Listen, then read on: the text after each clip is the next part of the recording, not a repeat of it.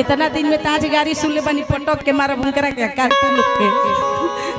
हां सही बात कहलो। हाल में सोना सदा का दीर का के देव हेलो जी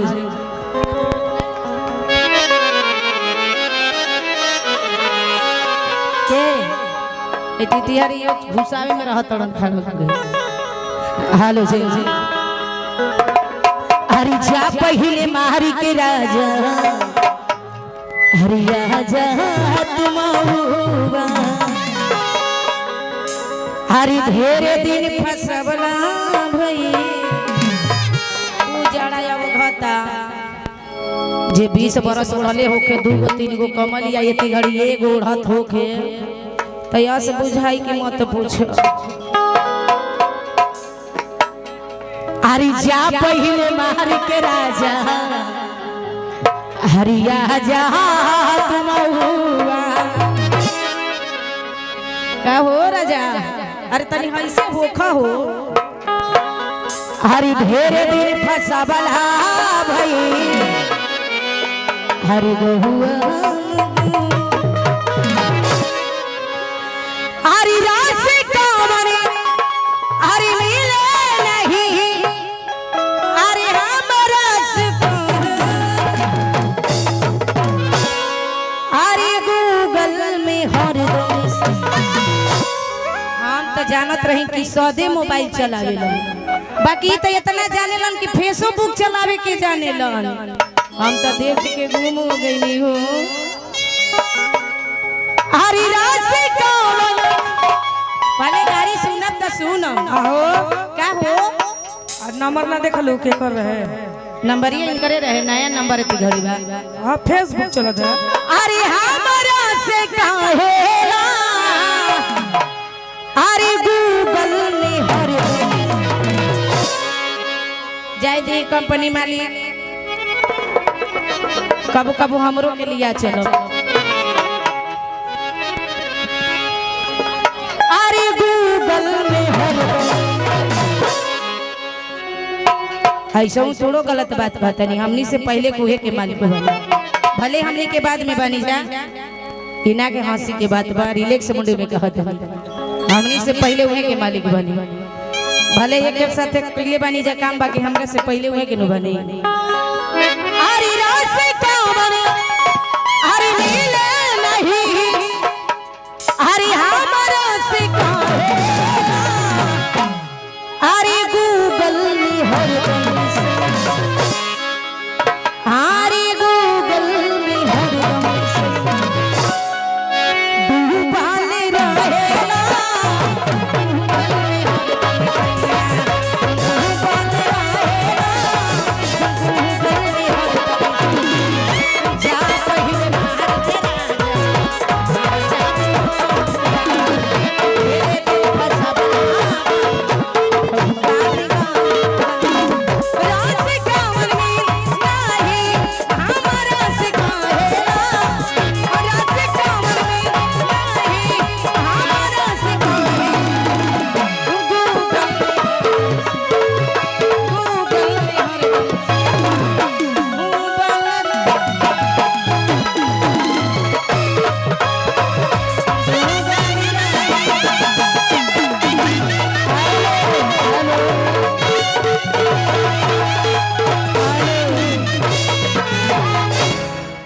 और हमारे गाने पर खुशगर कंपनी मालिक हाँ कंपनी के नाम क्या का हो हेलो तू बोला ना वहाँ के कहता नहीं कौन कंपनी कौन कंपनी तो नाम धरबू तू ही ना जानता रू माया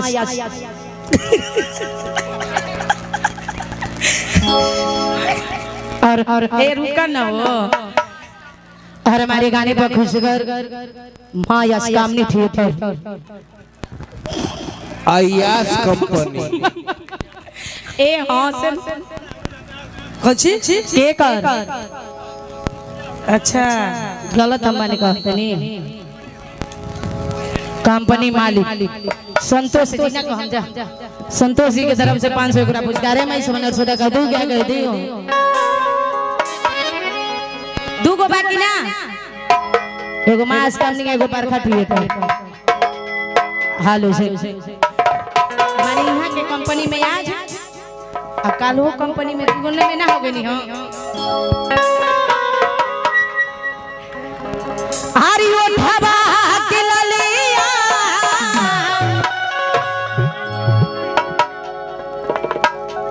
आरी कनवा के बलिया हमारे कंपनी मालिक होगा तो हरी अखिया के रे कहाँ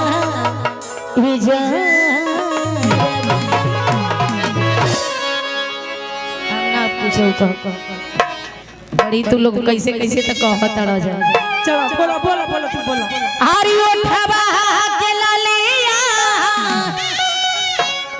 हरी कनवा की बलिया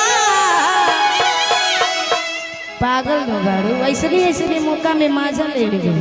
अच्छा ई बात बा ऐसे रिलैक्स मुंड ना रहे के चाहिए फ्री मुंड रहे के चाहिए एकदम रिलैक्स हरी अखिया के रे कहाँ हरी लहरे लला की काजी गणेश जी देख ले बनी हरी लहरे लला की हरी ओढ़नी आए मजा लेते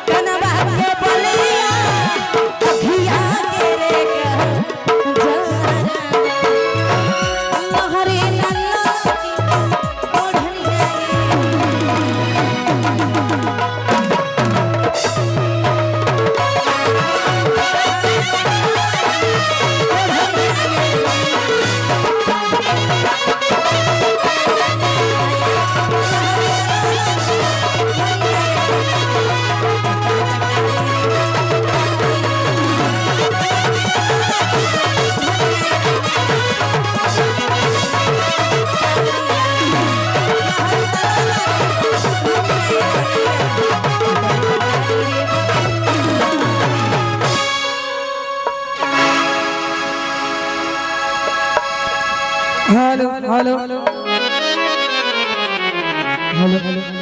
हेलो हेलो हेलो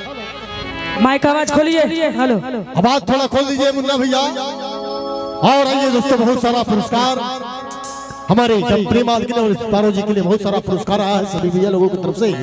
सभी लोगों को हमारे और हमारी कंपनी की तरफ से लगना जुआरे और भी सरकार जी भैया लोगों का कहना है ये हमारे गार्जियन स्वरूप बड़े भाई समान है